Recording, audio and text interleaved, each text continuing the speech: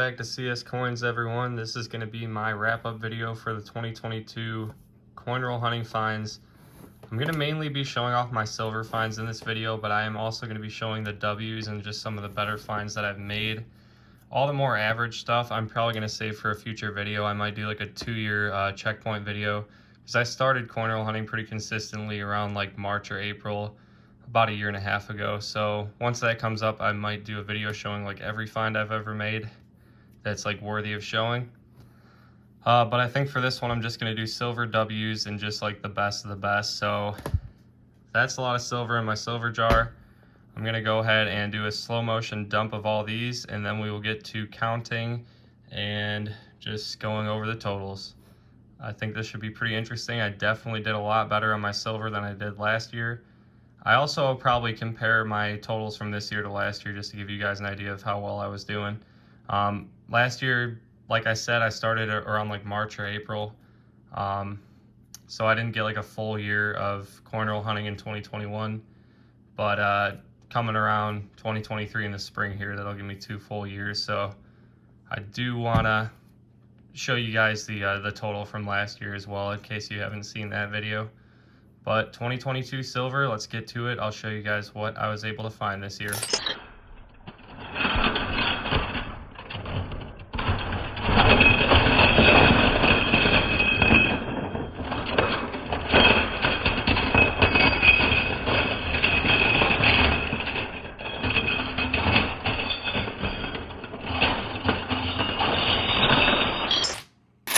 Come on, guys, subscribe to CS Coins. I know you want to see more of this. Beautiful silver, look at all that. So here's all my silver from this year all laying out. I do have some in flips that are nicer, or just like, I like to keep my metal detecting silver in flips, so I got some in there.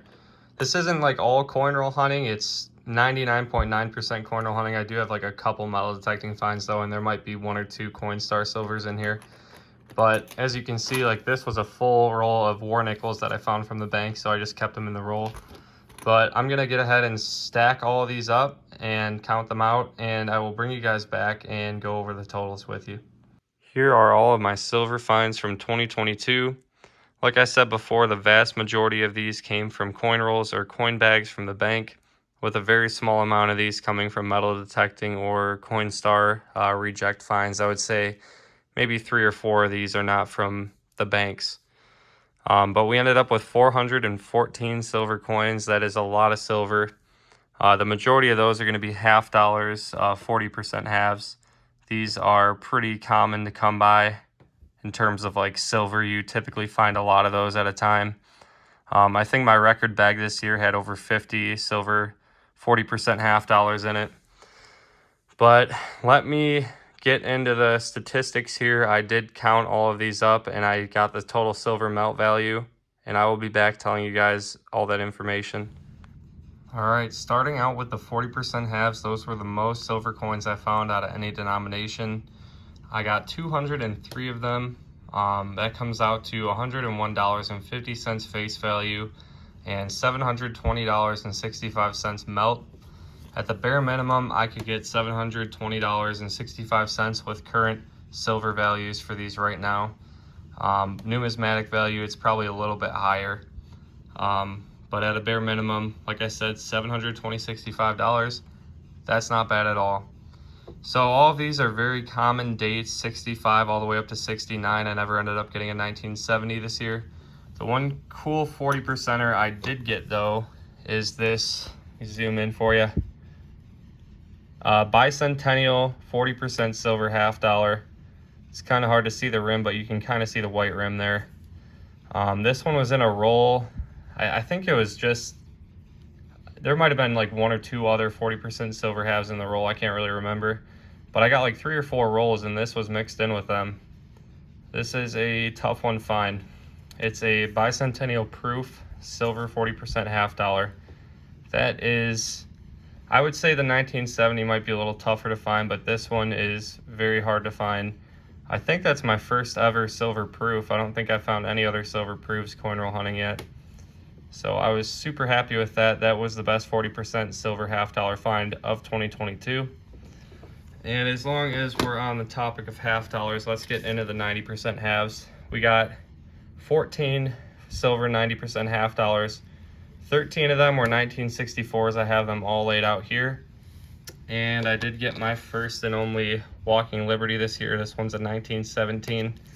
This was in one of my half dollar bags. It had a really worn down, like gold toned rim.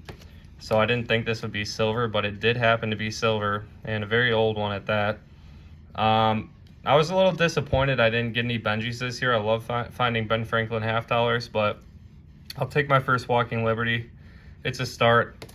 For whatever reason, in my area, 90% silver halves are very tough to find. You know, I do some talking with Diggin' Dave. We both have coin channels on YouTube. He's got a lot more subscribers than me, but he finds a lot more 90% silver halves. We were talking about that. I was telling him my 90% silver half dollar count, and yeah, his was a lot higher. For whatever reason, people like dumping their 40% silver halves at the bank, but the 90s, I think they understand that there's silver in my area. So somehow I actually got more silver quarters than I did silver 90% half dollars this year. So it was a weak year for 90% halves, but I'm still happy with what I was able to get. I think it's better than I did last year. But yeah, a little upsetting that we didn't find any Benjis. I hope next year I find a good amount of those. So next we will move on to quarters. I ended up with 19 silver quarters. All of them were from coin roll hunting except for this one here. This was my metal detecting find for this year. I found this one in a park. It was very deep. Just a 1944 Philly quarter. It's seen better days. It was probably dropped in like the 60s, I would imagine, maybe the 70s, but that was a cool find. The other one I have here in the flip is a 42 that has lamination peels on the obverse here. You can kind of see those cracks by Washington's head. That is an error. So dust or some other kind of debris got caught on the coin while it was like hot before it was stamped, and when it stamped, it ended up cracking the coin. So I thought that was a pretty awesome error. It's also San Francisco minted, which is a tougher mint mark to spot on the quarters. I don't think I found any other S minted quarters this year. The rest of these Washingtons are pretty common dates, all like 50s and 60s for the most part. I think I have a couple 40s in there, like I do have a 48. I did have a 1950 in here somewhere that had pretty cool toning. Let's see if I can find that. There it is. It's kind of like a darker one, but that's pretty sweet toning. This was one of my more recent silver quarters. I think I found that one in rolls recently. I can't remember. I've been looking through so many coins lately. It's kind of hard to keep track. But one of my silver quarters was a Canadian. It was going to be a 1968, which is 50% silver. And how you want to test these, like I could tell right away looking at it that it had the silver look, that it was silver. But for those of you that don't know, 68 was a transitional year. So some of the quarters are going to be, you know, nickel, like the more modern ones, and some of them are going to be 50% silver. So if we take a magnet here, see if I can grab this one. It's not going to stick to this at all. If we had a 68 that was like a newer one that was made out of nickel, it would stick to that magnet really easy. So that was cool. We got that, and my other Canadian find is going to be a silver dime. We'll get on to the dimes next. This one's a 38 King George. For some time, this was my oldest silver coin. I ended up beating that record a couple times this year. But I don't think I broke like into the 30s last year at all. I think it was all 40s and newer, and mostly newer. So it was a good year for old silver. So that 38 was an awesome find. I was super happy about it. On to the dimes. We got, I don't know if I mentioned the melt and the face value of the quarters. So we got 14. Go back to that real quick. It was $116.62 in melt, $7 face value in quarters. So lots of silver quarters. It was a great year for silver quarters. I targeted quarters a lot harder with the bags and customer wraps and all that kind of stuff, and it paid off. So on to the dimes. We got 82 silver dimes. This is a full roll right here. These are all, you know, Roosevelt's, like pretty common condition shape. years, all that stuff. They're nothing special really in here. It's just a full roll. So we got a total of $8.20 in face value with the 82 silver dimes. Not face value. Yeah, face value. I don't know what I'm talking about. $149.64 melt on those. So we got that full roll. I pulled some aside that I thought you guys might want to see. We've got a couple really cool toners here. This one I'd say is the best one. It's a 1950 with just beautiful toning on it. It's got like a yellowish, goldish color. You can see some like orange and red in there. I really should put that one in a flip. That is one of my favorite tone coins I've found. We've got a couple other ones with pretty nice toning here. This 64 is beautiful. Got all kinds of colors in that one too. I like how it's like kind of purplish and pinkish by his hair right there. It's kind of weird too. There's like a little mark that's not toned, and then the rest of it's toned. I don't know how it got that color, but that was pretty awesome. And then some of the most like vibrant toning comes from this one here. It's a 58, and man, that toning like around his head is beautiful. I kind of wish the full coin had that kind of color. It's just in certain spots, but this was a 58D. It's got some toning on the obverse and reverse. That was another really nice toner this year. Another one I wanted to show separate, just a really nice 46 Philly. I found some really beautiful 46s this year. A couple of them are flipped up. This one I guess I didn't decide to flip, but I thought I'd pull it aside and just show you guys for this wrap up. This is just another stack of common Roosevelts, and then this one here, just 11 more silvers right there. And then we got my Mercs. We ended up with, let's count them, 2, 4, 6, 8 Mercury dimes this year, on top of one that I found metal detecting, so we did get 9 total. So we got the 1940 that I found metal detecting. I had this one in a video. It was from a permission close to me. I got that one. We got a 45, we got a 45, a 44, 44, 42, 42. And then these two old ones are from the same roll. I couldn't believe this. So there was no other silver in these coins that I searched that day. But we got this one here, 1923 Philadelphia. They are beat to heck, but these are my oldest Mercury dimes to date. I guess I did beat that. This year I did get an older dime than a Mercury dime. But we got the 23 and the 1919. Keep knocking over these other stacks as I'm trying to pick them up. But I'll show you guys the 1919. This bank is, that one's actually an S, I think. I see an S mint mark down there. I don't think that's any kind of special date or anything. The 16D obviously is the Mercury dime you want to find. But yeah, that bank had always treated me well, but that day I had a ton of coins. I had I don't know how many dimes, but I got a bunch of dime rolls, and these were the only finds in the same roll. So you just never know, really. But that was it for the dime finds. Like I said, 82 silver dimes, 820 face value, and almost $150 in melt value. Can't forget my favorite dime. I don't know why I forgot about all these, but the Barber dime was the best dime find of the year, 1911. Almost got full Liberty on the headband. And we got a D mint mark. I had never been to this bank. I just tried some random bank when I was out doing something, and it was the only silver in any of the rolls. It had a really dark rim. It was hard to tell it was silver, but it kind of had that look, so I pulled it out and got very lucky. That's my oldest silver coin I've ever found, and I am very, very happy with it. It's my only Barber ever. I've got friends that have found like a lot of Barbers. This is the only one that I found. They're tough to find. These are the other dimes I forgot about. This one was from a recent hunt. It's just a beautiful 64D, pretty uncirculated looking, a lot of mint luster. This one was really nice, just a 1946 in pretty perfect condition. That Mercury dime I already showed you. This was my best Roosevelt I've probably ever found. 1948 San Francisco. This one came from a machine wrap, I think. And just look at the shape on that. There's so much mint luster on there. It's such good condition. You know this one was probably in a collection for a very long time. And then the 3 down here are ones I found in a recent roll. It was in my last customer wrapped hunt. But these all look to be pretty uncirculated, and they all came from one roll. I got 4 silvers in the same roll.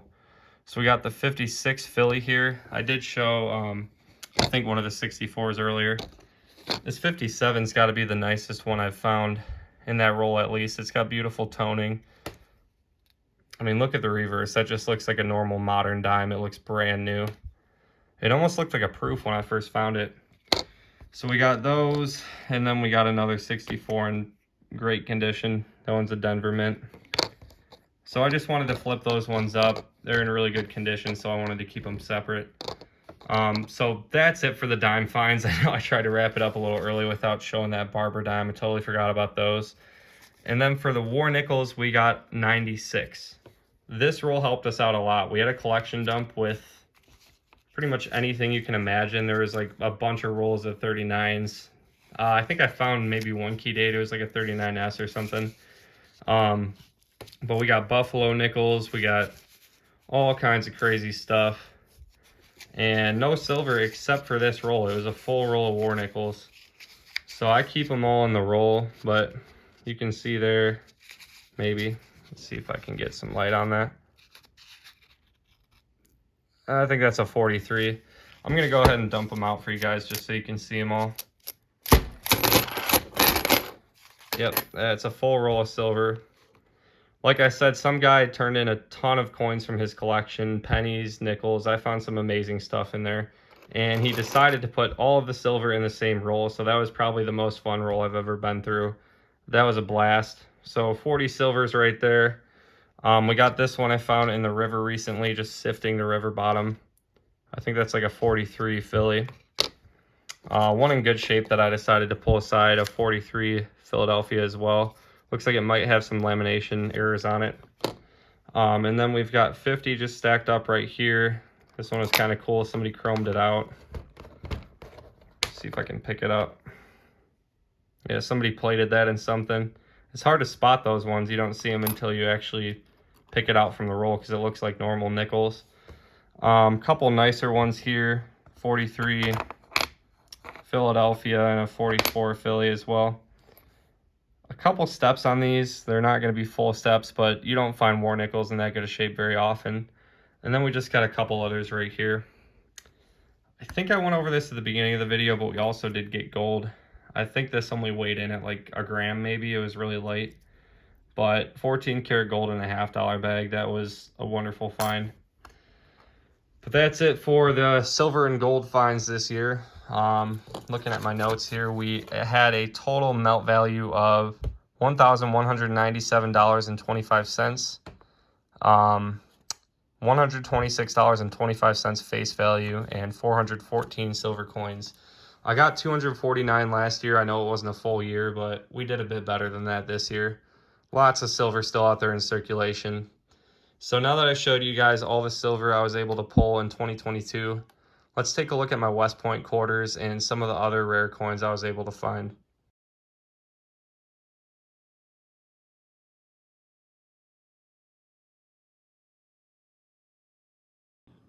Real quick, here is my 2021 silver jar. I did not get as much silver last year as I did this year, but it was a great first year of consistently coin roll hunting. 249 silver is a lot of $50, but this year is going to be a little bit better. I'm going to quickly go over my W's for this year, and then I will show you guys the better errors that I found. Not all of them, just like to give you guys an idea, like the very best of the best and some other decent ones. And then I'm going to show like the cooler coins and the key dates and all that kind of stuff. So let's get going on these W's real quick. These are all West Point minted quarters. On this page, we are going to have, let's see, 4, 8, 12, 14 from this year. These other ones are going to be from 2021. I stopped labeling them this year. So we got 14 on this page. See all the reverses there. We got 20 on this page, a full page. So that's 34. And then on this page, we are going to have 4, 8, 12, 16, 17. So that's going to be, I believe, 51 if my math is right. 51 West Points this year. So I think we have a total of, I want to say like 77. So we're closing in on 100. I'm just trying to find some in better condition maybe to show you guys. It's tough to film all this on, you know, it's such small mint marks and details, and I'm trying to show it all on this camera on my phone, but it's a lot of W's this year. Last year I only had 20 something, so I over doubled that this year. So that was pretty awesome. And these sell, I mean, at a bare minimum of like $7 to $8, but some of them sell up to like 20 or 30. So over 50 of them, that's a lot of money in W's. I'm not gonna sell them off, but very cool. I'm hoping to hit 100 next year. I think it's very doable. Just wanted to go over some of the better errors real quick. Got this 85P, which is a very severe misaligned die. You can see the top is like a lot taller than it should be. And then we got an off-center strike right here with this 1999 Delaware. And it's a Denver minted coin, which is interesting because the Denver Mint is very good with their quality control. There's not many errors that come out of the Denver Mint. So that was an awesome find. We've got our cuds here. We've got a cut on this West Virginia 2005 right there. That one's going to be a Salt River Bay DDO. We've got a few of those that I pulled out. That's going to be a American Memorial Park DDO. That is going to be another Salt River Bay DDO. We've got a crown error here, 2021P crossing the Delaware. Another crown. This one's like a more partial crown. I'm actually going to start selling off some of these crowns because I have a lot of them. If you guys are interested in that, check out CS_coins on eBay. I'm going to start selling them. I actually have one up here by all my mailers that I'm going to be listing first. So slowly starting to sell off the errors because I have a lot of them. The book that I keep all my coins in is getting really heavy, so looking to downsize maybe just a little bit. So we got a bunch of the DDOs, a bunch of these crown die chips, which if you guys haven't seen the videos where I find these are worth anywhere from like usually about 50 to like $100. It kind of varies on, you know, what auction you're looking at on eBay or when it was sold, but typically I'd say that's the pretty average price range for them. Got another one here. This was one of the better error finds this year. It's a 2004 D Wisconsin extra high leaf variety. This is a very rare error. It sells for about as much as the crown die chips in this condition. I'm thinking maybe like 60, 70 bucks. It's not in great shape, but it's just crazy because these coins are mainly found in the South and the Southwest, because the Denver Mint is not like too close to the Midwest where I'm at. So it's kind of interesting how this coin ended up here. I know a lot of people struggle to find those Philadelphia like crown die chips and all those kind of Philadelphia errors out that way. So kind of interesting this came across my way. This one was in customer wrap quarters. We've got a cut here on this 82. I've heard that the 82 cuds can actually fetch a pretty good amount of money. I'll have to look into that one, but Trust and In God We Trust is covered up pretty good with that cud.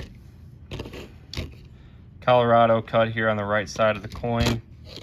We've got another DDO Salt River Bay here. It should be another DDO Salt River Bay. Another one.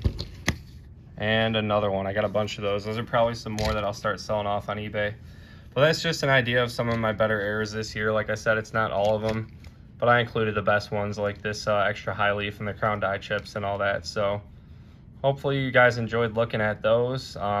Errors aren't my favorite. I definitely enjoy like finding older coins more, but it's still cool to find these things, and they are a lot more valuable than the old coins. So those are the best ones from this year, I would say. And let's get moving on to the key dates and all that fun stuff. This isn't a key date, but I wanted to start showing this one. This is my first ever Indian head penny from coin roll hunting. It's still my only Indian head penny, but I found this one in that collection dump I was talking about earlier with all of the nickels. There were also like wheat penny rolls, bunch of crazy wheat penny finds, and then of course the Indian head penny was mixed in with those as well. Moving on to the keys and semi-keys, we've got a 38D here. That's a key date nickel.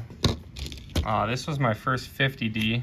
That's the lowest mintage nickel of the Jefferson nickel series. This one was in rough shape, but for whatever reason my short blew up of this one, and it was a little disappointing because everyone was hating on it. Oh, it's worth nothing, it's in terrible shape. I know, guys, but it was my first 50D, and that is a very hard one to find.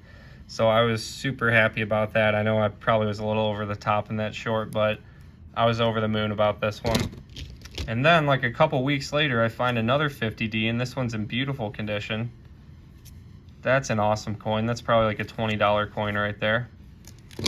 So 2 50Ds this year. Got a 39S right here. Not a key date, but I just wanted to show a couple nicer ones. This is a 48 Philly with a few steps showing. I had a 40 that was in fantastic shape. This one almost has full steps. It's a 40S. That was another very nice nickel I wanted to show.